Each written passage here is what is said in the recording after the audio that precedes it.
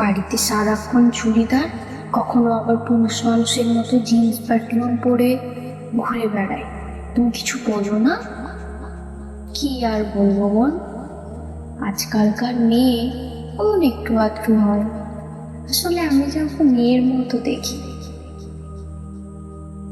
সে তুমি যাই বলো না কেন, ওরম ছেলেদের মতো পোশাক আশাক ভালো না। আশেপাশের লোক যে ভালোভাবে নিচ্ছে না, সেদিকে একটু নজর দিও। আজকালকার ছেলেদের তো নজরের ঠিক নেই। সে তো ঘুমটা দিলেও অনেক সময় লোকে কুরুচিকর কথা বলতে ছাড়ে না।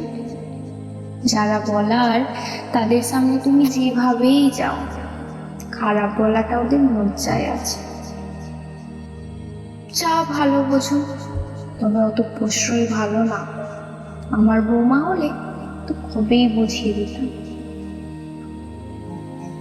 নিজের সদ্য বিবাহিত বৌমাকে নিয়ে ছোট যা এর মুখে এমন টিটকারি অথচিকে কষ্ট দেয় না ঠিকই, তবে মনের মধ্যে কোথাও একটা খারাপ লাগা তৈরি হয়।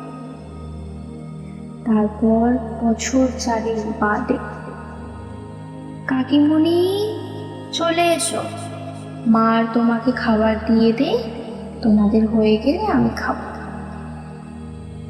সন্ধ্যা দেবীর মনে পড়ে সেই দিনটার কথা, যেই দিন তার বৌমা শাড়ি পরে বেরিয়ে গেল, ব্যাগ হাতে তার ছেলেকে নিয়ে চলে যায় বাপের বাড়ি। তিনি তখন বিছানায় শুয়ে আনমনে অনেক কথা ভাবছেন।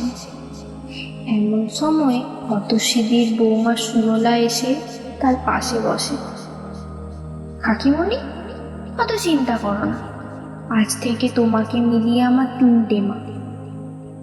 তোমার খাওয়া দাওয়ার সমস্ত দায়িত্ব আমি মাথায় তুলে নিই।